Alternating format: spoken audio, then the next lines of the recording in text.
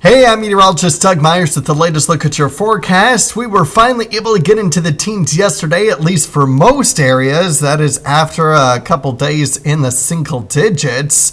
I can see 7, 1, and 5 over the weekend and on Monday. And it's been a fairly chilly month, as temperatures have been unseasonably chilly for a while. The last time we were near seasonal or a little bit above average was back on the 8th at 41 degrees. As far as precipitation is concerned, if you're curious about that, here are the days that we've had precipitation. I think we're still going to be dry for today with mostly sunny skies, and this is going to be the peak day of the week. It's going to be the warmest day that we've had for a while, upper 20s to mid 30s across the area, as we will continue with mostly sunny skies. Now, it does get a little bit cooler tomorrow, mostly in the 20s, as we'll have a lot more cloud cover and an opportunity for snow in the latter half of the afternoon. We'll talk about that here in just a second. But I do want to talk about today, though.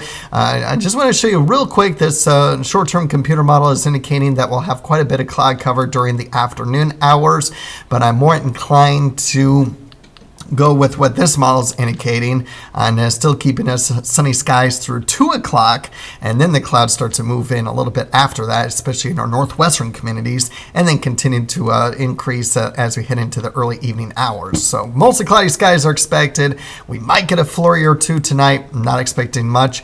I am expecting a little bit better chance of snow tomorrow. Now, this computer model is coming in a little bit quick with the snowfall compared to all the other computer models, and as I'll show you here in just a second, it is going to be dropping a little bit more snow than the rest of the computer models, but it does do a good job in indicating that it will clear out as we get close to the late evening hours between 10 and midnight. I think after midnight it does dry out and might even clear out a little bit, and then we'll keep an eye on how much, if any, cloud cover we'll get during the day on Friday. So I'm going mostly sunny on Friday, but this depends on how much clouds that we'll have.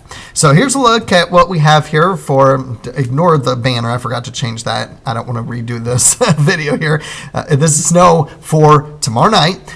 The one that you just saw was the graph. So as I mentioned, that's the only one that's indicating a lot of areas getting at least an inch, indicated by the dark blue, or light blue, I should say. And then the white is less than an inch. I expect a trace to 1 inch. Could there be a few spots getting 1 to 2 inches? Yes, but I'm thinking most spots will be in the trace to 1 inch category. And then it's going to come in with another shot at some Arctic air by Friday morning.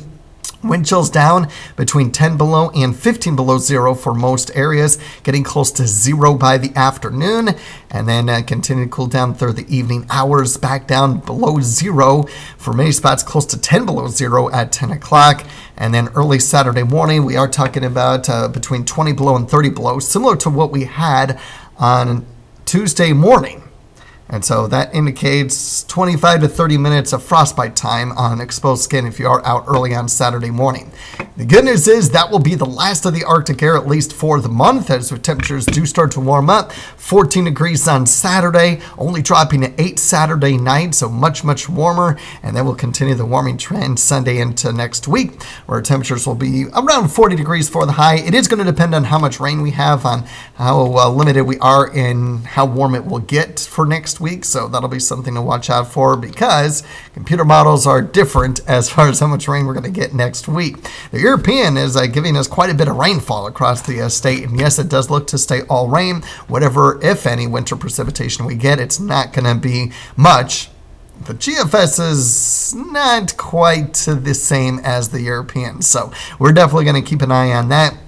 It is still showing the probability of above normal temperatures and wetter than normal conditions in the extended outlook, the 6 to 10 and the 8 to 14 specifically, and we will continue to monitor that. But that's good news. We're not looking at any blue, so we'll get a little bit of a break from the Arctic air that we've been stuck in recently. Again, we'll get a quick break today and a little bit tomorrow. It's not going to be terrible tomorrow, at least all things considered of where we've been recently. But yeah, we get back into it Friday and Saturday, at least with mostly sunny skies.